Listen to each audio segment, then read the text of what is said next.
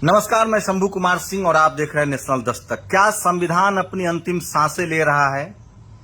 क्या इस देश में एससी, एसटी, ओबीसी माइनॉरिटी के लोगों को अब मार दिया जाएगा? क्या बुलडोजर चलता रहेगा? मैं थोड़ा सा फ्लैशबैक में ले जाऊंगा। मेरे साथ एक खास मेहमान भी हैं, वो भी मेरे साथ जुड़ेंगे। गुर्जर समाज ने आरक्षण की मांग की थी। बैंसला साहब उसके नेता थे। 40 से ज्यादा गुर्जरों की हत्या कर दी गई थी। जाट समाज ने आरक्षण की मांग की थी। जाट समाज के युवाओं को गोली मार दिया गया था। हार्दिक पटेल के नेतृत्व में पटेलों ने आरक्षण की मांग की थी। गुजरात में उनको भी गोली मारी गई थी, घर फूके गए थे। अभी सिख समाज के लोग, पूरे देश के किसान, जिसमें जाट, गुर्जर, पटेल, मराठा सब आते हैं, वो धरना पर बैठे थे दिल्ली में। कीले गाड़ दी गई थी। 700 लोग मरे थे, 700 किसान। अब बारी मुसलमानों की है, छिटपुट मार रहे थे उनको। कम से कम लॉ एंड ऑर्डर था, अब उनके घर ढाए जा रहे हैं। अखिलेश यादव ने इसको लेकर एक बड़ा बयान दिया है। कहा है कि किसी का घर ढा देना न विधान है न संविधान है। चंद्रशेखर यादव ने सवाल पूछा है कि क्या किसी का घर ढा देना कल कोर्ट से न्याय मिल जाए, अगर वो बरी होता है तो आप क्या कहेंगे? जिस तरह से प्रयागराज में घर ढा दिया गया, आप कल्पना नहीं कर सकते हैं कि आखिर इस देश में संविधान है तो है या नहीं है। सरकारें वोट से चुन के आती, आखिर ऐसा क्या है? और क्या इस देश का बहुजन, एससी, एसटी, ओबीसी माइनॉरिटी, क्या मुसलमानों का साथ छोड़ देगा? डॉक्टर अंबेडकर ने एक लाइन कही है कि जिस देश की तकलीफें एक न हो, वो देश कभी देश नहीं बनता है। जिस देश की खुशियां एक न हो, वो देश कभी एक नहीं बनता है। और जिस देश की तकलीफें कम से कम एक न हो, क्या हम जातियों में और धर्मों में बंट गए हैं? क्या हम बारी बारी से मारे जाते रहेंगे? वो कौन लोग हैं जो सिखों को मार रहे थे? वो कौन लोग हैं जो मुसलमानों को मारते हैं? वो कौन लोग हैं जिन्होंने जाटों को मारा था, गुर्जरों को मारा, पटेलों के आरक्षण के खिलाफ है, मराठाओं के आरक्षण के खिलाफ हैं? वो कौन लोग हैं जो एससी, एसटी, ओबीसी माइनॉरिटी के आरक्षण का विरोध करते हैं? मेरे साथ गुर्जर समाज से अंकित हैं और वो लगातार सोशल जस्टिस को समझ भी रहे हैं। अंकित, क्या लगता है, क्या जिस तरह से प्रयागराज में घर ढा दिया गया है, आप क्या कहेंगे? आप लोग तो, हम लोग भी हिंदू हैं, आप भी हिंदू हैं। क्या हिंदू समर्थन करेगा इस तरह की चीजों का? क्या संविधान को नहीं मानेगा हिंदू? बिल्कुल, हिंदू आज संविधान को मानता है। हिंदू भी देख रहे हैं कि आज मुसलमानों का अत्याचार हो रहा है। यही अत्याचार हमारे साथ हुआ था। आपने देखा होगा राजस्थान में हमारे गुर्जर जाति के लोगों ने 72 लोगों ने शहादत दी थी, जिसमें बैंसला जी ने उनका। और आप लोग को पूरे देश के खिलाफ, गुर्जर उग्रवादी हैं, रेल रोकते हैं, पूरा देश को गुर्जरों के खिलाफ खड़ा कर दिया गया। पूरा खिलाफ खड़ा कर दिया था इन्होंने, हमारे खिलाफ भी।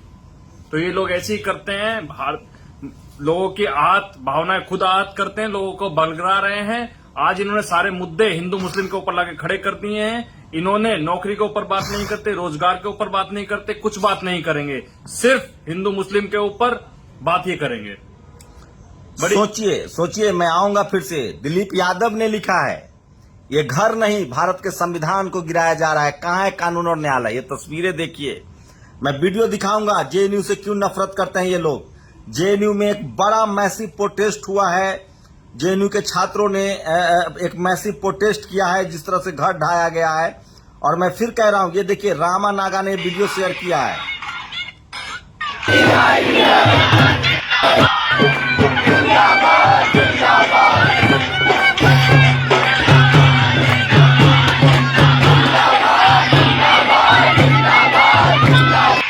जेएनयू में एक बड़ा प्रोटेस्ट है। सोचिए, ये वही मीडिया है आज जो मीडिया मुसलमानों को देशद्रोही, आतंकवादी कह रही है, जो एक प्रोटेस्ट कर रहे थे। ये वही मीडिया है जब 2 अप्रैल को शेड्यूल कास्ट, शेड्यूल ट्राइब और ओबीसी के लोग एससी, एसटी एक्ट बचाने निकले थे।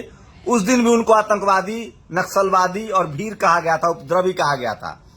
आप सोचिए, कल्पना कीजिए कि गुर्जर आरक्षण अपने अधिकार की मांग करे तो उपद्रवी है, जाट अपने अधिकार की मांग करे तो उग्रवादी है, उपद्रवी है, शेड्यूल कास्ट मांग करे तो उपद्रवी है, आदिवासी मांग करे तो नक्सलवादी है, मुसलमान मांग करे तो आतंकवादी है।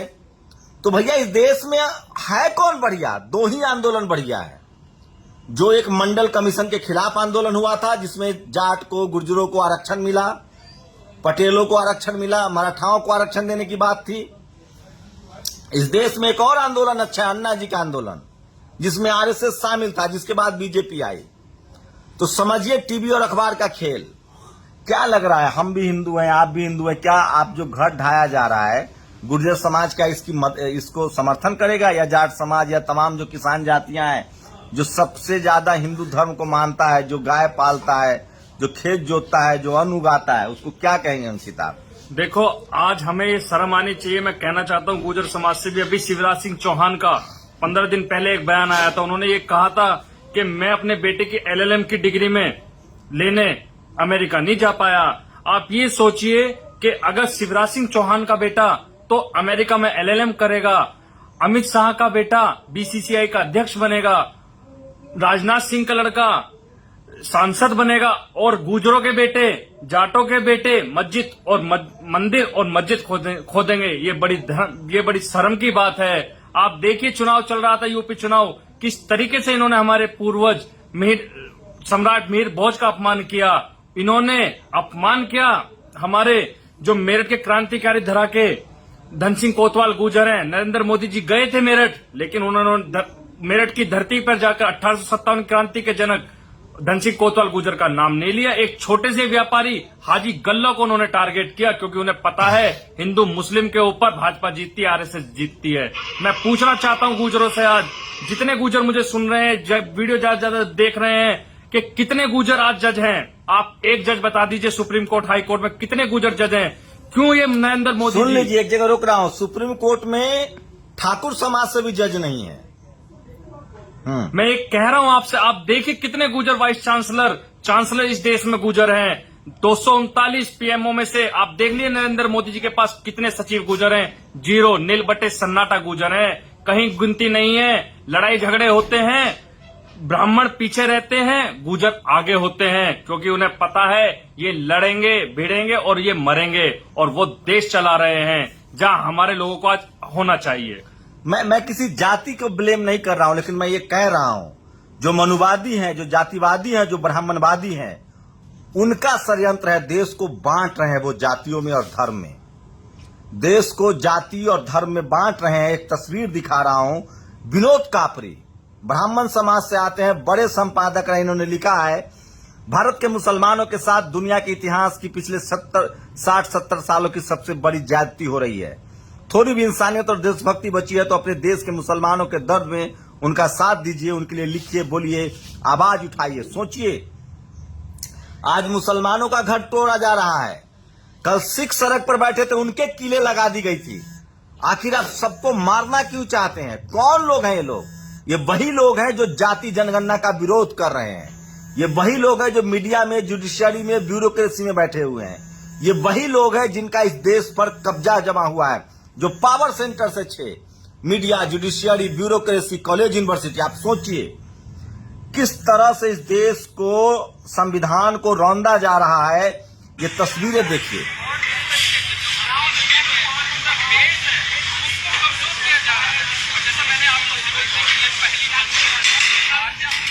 सोचिए, यूपी में सबसे ज्यादा यादव को और शेड्यूल कास्ट में गैर यादव, गैर जाटव का कहानी फैलाया गया। आपस में ओबीसी को जातियों में लड़ाया गया है।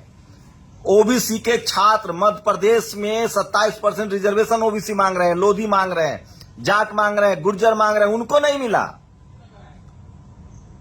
आप हिंदू के नाम पर आपको ठेंगा दिखाया जा रहा है। 27% रिजर्वेशन मध्य प्रदेश में नहीं है, छत्तीसगढ़ में नहीं है, राजस्थान में नहीं है। 27% रिजर्वेशन के बगैर चुनाव हो रहा है। आपके लोग यूपीएससी में नहीं आ रहे हैं। और सोचिए, आपको मुसलमानों के खिलाफ किस तरह से भड़काया जा रहा है। मुसलमान नमाज पढ़ेंगे, मस्जिद बनाएंगे, स्कूल नहीं जाएंगे, पंचर बनाएंगे, उससे मेरा क्या? मैं एससी, एसटी, ओबीसी के लोगों से पूछना चाहता हूं, आपके हक अधिकार कहां सुरक्षित है? आप जो ताली पीट रहे हैं, किसी का बुलडोजर चल रहा है। शेड्यूल कास्ट के लोगों पर भी बुलडोजर चला है, जाटों पर भी गोली चली है, गुर्जरों पर भी गोली चली है, पटेलों पर भी गोली चली है। दिन दहाड़े लगातार ओबीसी की जातियों का रिजर्वेशन खत्म हो रहा है। और आप हिंदू मुस्लिम में देश को फंसाया जा रहा है, और इसके लिए दोषी है सिर्फ और सिर्फ इस देश की मीडिया, टीवी और अखबार, क्योंकि वहां जातिवादी, ब्राह्मणवादी और मनुवादी लोग बैठे हुए हैं जो इसको समर्थन कर रहे हैं। सोचिए किस तरह की दर्दनाक तस्वीरें हैं। दिलीप मंडल ने एक पोस्ट लिखा है, एक मैडम डीएम है, डीएम अपूर्वा दुबे, कानपुर के मौजूदा डीएम विशाखा जी अय्यर की धर्मपत्नी है। ये मैं नहीं कह रहा, ऐसा रिपोर्ट है। मैडम के यहाँ 60 डॉक्टर लगे हुए हैं इनके गाय के देखभाल के लिए। तो ये इस तरह की चीजें हो रही है। जो ये देखिए आसिफ आर्य ने लिखा है, वो संविधान बचाओ की बात करती है, वो देश बचाओ की बात करती है, वो दलित पिछड़ों के आरक्षण की बात करती है, वो सीए एनआरसी का विरोध करती है। जो ये जो घर ढाया जा रहा है उसकी तस्वीरें दिखा रहा हूं। बहुत शानदार घर था, सोशल मीडिया पर वायरल है। सोचिए वो लड़की है, उनका नाम है अफरीन फातिमा। वो क्या आंदोलन चला रही थी? वो संविधान बचाओ की बात करती है, वो एक छात्र नेता थी। वो देश बचाओ की बात करती है, वो दलित पिछड़ों के आरक्षण की बात करती है, वो सीए एनआरसी का विरोध करती है, और इसी बात पर काले अंग्रेजों की सरकार उसका घर बुलडोजर से तबाह कर देते हैं। आप सोचिए, आप सरकार से सवाल पूछेंगे तो कल आपका घर बुलडोजर से बुलडोज कर दिया जाएगा। अशोक स्वैन ने लिखा है, for organising protest against insult of prophet Hindu rights being regime has arrested in Muslim man, his wife and daughter, and now bulldozing his house in UP India।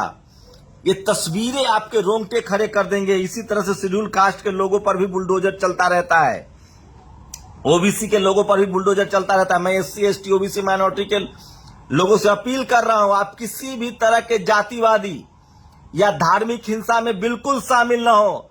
अपने बच्चों की पढ़ाई लिखाई, स्कूल कॉलेज, रोजी रोजगार पर ध्यान दे। इस देश की सुरक्षा के लिए अगर जान देनी हो तो सबसे आगे खड़े रहें, सेना में जाएं। मैं जानता हूं इस देश के किसान लोगों का पेट भरते हैं और उन्हीं का बेटा जवान है जो बॉर्डर पर जाकर सुरक्षा करता है।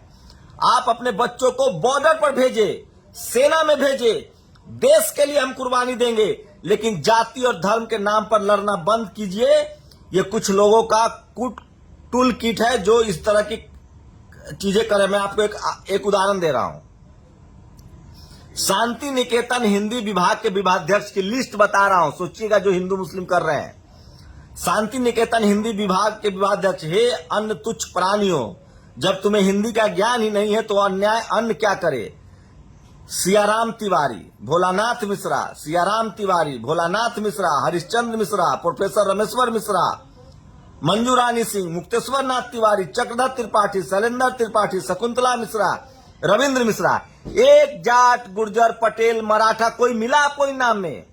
इस देश में जो पावर सेंटर्स है, जो जुडिशियरी है, मीडिया है, ब्यूरोक्रेसी है, कॉलेज यूनिवर्सिटी है, उस पर जाति विशेष का कब्जा है और आपको धर्म की लड़ाई में फंसाया जा रहा है। अंकित बता रहे थे कि बीजेपी के दर्जनों नेताओं के बच्चे विदेश पढ़ते हैं। निर्मला सीतारमण, राजनाथ सिंह, आप बता दें रविशंकर प्रसाद, इन सबके बच्चे विदेश पढ़ रहे हैं और आपके बच्चों के हाथ में सोचिए कटोरा थमाया जा रहा है। अंकित, क्या जो हिंदू हैं, जो ओबीसी जिसको हम कहते हैं, कॉन्स्टिट्यूशनल नाम से हम सब हिंदू हैं, क्या वो जागरूक हो रहे हैं या वो अभी भी समझ नहीं रहे हैं कि किस तरह से उनके पढ़ाई लिखाई, रोजी रोजगार का मुद्दा खत्म हो रहा है? अगर आज भी जागरूक नहीं हुए तो इतिहास में 2024 के बाद अगर ये दोबारा जीत जाते हैं, दोबारा ये मनुवादी लोग आते हैं, तो ये ध्यान रखना, इतिहास में आवाज उठाने वाली क्या कुछ भी नहीं कर पाओगे आप लोग, ये मैं बता रहा हूं। और अपनी गुर्जर बिरादरी से मैं ये बता रहा हूं कि मुसलमानी एक ऐसी कौम हुई है जिसने आज तक गुर्जरों को लोकसभा में बिठाया है, एमपी बनाया है, मंत्री बनाया है। किसी और जाति ने, इन मनुवादियों ने कभी उन्हें सहारा नहीं दिया। एक मुसलमान कौम ऐसी थी, आप देख लीजिए कैराना में हिंदू मुस्लिम, लेकिन बाबूजी हुकम सिंह को सांसद मुसलमानों ने बनाया। एक गुर्जर जाति का सांसद उन्होंने बनाकर भेजा जो वहां की आवाज उठा सके। तो मुसलमानों का तो एहसान है गुर्जरों के ऊपर कि उन्होंने आपकी गुर्जर जाति के लोगों को ऊपर बिठाया है। पुनीत कुमार सिंह, संजय राउत का एक बयान आया है, सिर्फ 48 घंटे के लिए ईडी हमारे हाथ में दे दीजिए, देवेंद्र फडणवीस भी शिवसेना को वोट देंगे। संजय राउत, तो किस तरह से प्रशासन का दुरुपयोग किया जा रहा है, कोई भी समर्थन नहीं कर रहा है जिस तरह से बुलडोज हुआ है। और सोचिए, आप कल्पना कर सकते हैं किस तरह से घर ढाया जा रहा है लोगों का, ये किसी तरह से उचित नहीं है। कल सरकार से मैं सवाल पूछूं, मेरा घर ढा दिया जाए, ये बिल्कुल ठीक नहीं है। दिलीप मंडल ने एक पोस्ट लिखा है, जस्टिस मुल्ला ने अपने एक फैसले में लिखा था कि यूपी पुलिस देश में संगठित अपराधियों का सबसे बड़ा गिरोह है। रुकिए, जस्टिस मुल्ला नाम से कंफ्यूज होने की जरूरत नहीं है। उनका नाम आनंद नारायण मुल्ला था, शुद्ध कश्मीरी पंडित, लखनऊ से निर्दलीय सांसद भी रहे, उर्दू के साहित्यकार थे। तो सोचिए, इस तरह के हैं आप। ये सोचिए, आफरीन के घर का पिछला हिस्सा तोड़ दिया गया।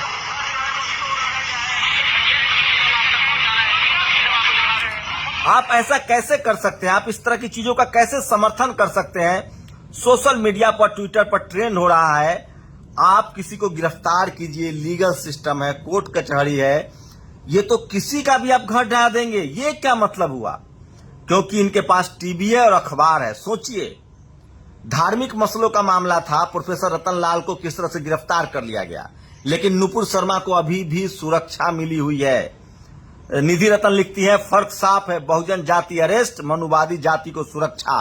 ये निधि रतन ने ट्वीट किया है और मैं लगातार देख रहा हूं। ये देखिए किस तरह से लगातार बूलो मंडल, पूर्व सांसद, उन्होंने लिखा है, जहां भी जाओ यही मिलेगा, बहुजनों के पढ़ने और हक मांगने से ये बोर्ड खतरे में है, हिंदू कोई खतरे में नहीं है। इसी बोर्ड को बचाने के लिए संघ देश को नफरत और दंगे में झोंक रहा है, ताकि बहुजन समाज और मुस्लिम आपस में भिड़े रहें और इस बोर्ड की तरफ न देखे। हिंदू मुस्लिम प्रोपेगेंडा सब भर्म है। बूलो मंडल का कहना है कि SC ST OBC के लोग कलेक्टर, SP DM, जज, बिजनेसमैन बन रहे हैं, इसीलिए हिंदू मुस्लिम कराया जा रहा है। जितेंद्र मीना लिखते हैं, दिल्ली यूनिवर्सिटी के प्रोफेसर हैं, मिश्र, तिवारी, त्रिपाठी मिलकर ही हिंदी विभाग शांति निकेतन को विश्व स्तरीय नहीं बना पाए। बावन उत्तर भारत में सबसे अधिक प्रगतिशील कहलाते हैं और मेरिट का लॉजिक, यही भी संस्कृति लाए हैं। आरक्षण का असली मजा यही लिए गाली खा रहे हैं दलित, आदिवासी और पिछड़े। जाट गुर्जर समाज की कितनी भागीदारी है ब्यूरोक्रेसी, जुडिशियरी और मीडिया में और पत्रकारिता में? 0% है। आप देख लीजिए कौन सी कंपनी का CEO गुजर है, कहीं नहीं मिलेंगे गुजर मिलेंगे। अगर नोएडा देख लीजिए, दिल्ली NCR में देख लीजिए, जमीन बेचकर गुजर बाउंसर हैं, नौकरी कर रहे हैं, कहीं सरकारी में नहीं है, कहीं विभाग में नहीं है। 239 सचिव नरेंद्र मोदी जी के पास है, एक भी गुजर नहीं है। शर्म आती है देखकर कि हमारी जाति के साथ ये क्या हो रहा है। अब हमें समझ आ रही है और हम इनसे कह रहे हैं, जितनी हमारी भागीदारी है उतनी हमारी हिस्सेदारी सुनिश्चित कर दीजिए। यही हमारा सवाल RSS से है। अगर RSS गुजरों का संगठन है, हिंदुओं का संगठन है, तो क्यों आज तक RSS का चीफ इन्होंने कोई गुजर नहीं बनाया? जिस दिन ये RSS का चीफ कोई गुजर बना देंगे, मैं RSS को मान लूंगा कि ये हिंदुओं का संगठन है, तब तक नहीं मानूंगा। आप भी सोचिए, आप भी समझिए, अगर उनके बच्चे विदेश में पढ़ रहे हैं और हमारे बच्चे मंदिर मस्जिद खोद रहे हैं, बड़ी शर्म आती है देखकर दोस्तों, साथियों। सोचिए किस तरह से इस देश की मीडिया ने लाइव दिखाया है जो प्रयागराज में फरीन का घर ढाया गया है। क्या लगता है आप लोगों को कि न्याय देने की इस तरीके से आप सहमत हैं? क्या लगता है आप लोगों को कि किसी का घर ढा देना, चूंकि आप यूपी के कई इलाकों में ऐसे मैसेज आ रहे हैं कि बिजली की भारी कटौती से लोग परेशान है, सो नहीं पा रहे हैं, इस पर कोई बात नहीं करेगा। मैं फिर कह रहा हूं, इस देश को बर्बाद करने में अगर किसी की भूमिका है तो वो टीवी और अखबार की है। IAS अधिकारी की गाय वाला मसला अपनी खींचतान पर निकला। IAS अधिकारी षड्यंत्र की बात कही, पशु चिकित्सा अधिकारी पर आरोप लगाए, कार्रवाई के लिए लिखा है। तो सोचिए, ये लगातार मैं खबरें आपको दिखा रहा हूं सोशल मीडिया पर। आज की सबसे बड़ी खबर है जिस तरह से घर को बुलडोज किया गया है। जिस घर को बुलडोज ध्वस्त किया गया वो जावेद मोहम्मद की पत्नी परवीन फातिमा के नाम है, जिन्हें उनके पिता ने दिया था। मुस्लिम प्रॉपर्टी रूल के मुताबिक प्रॉपर्टी अगर किसी महिला के नाम है, उनके पति को उनका शेयर नहीं होगा। के राय वकील हैं। तो सोचिए किस तरह से सरेआम घर ध्वस्त किया जाता है। और इसीलिए ये मतलब क्या कहा जाए, मतलब कब तक आप लोग धर्मों में बटे रहेंगे, हिंदू मुस्लिम के नाम पर लड़ते रहेंगे? इस देश को बर्बाद किया जा रहा है, किसी का घर ढा दिया जा रहा है। सवाल है कि आखिर ये योगी राज में कानून पर भारी है बुलडोजर। अगर ये आप नहीं बोलेंगे तो आप चैन से नहीं सोएंगे। मैं फिर कह रहा हूं, अगली बारी आपकी आएगी। आप लोग अपनी प्रतिक्रिया जरूर दीजिए। शुक्रिया।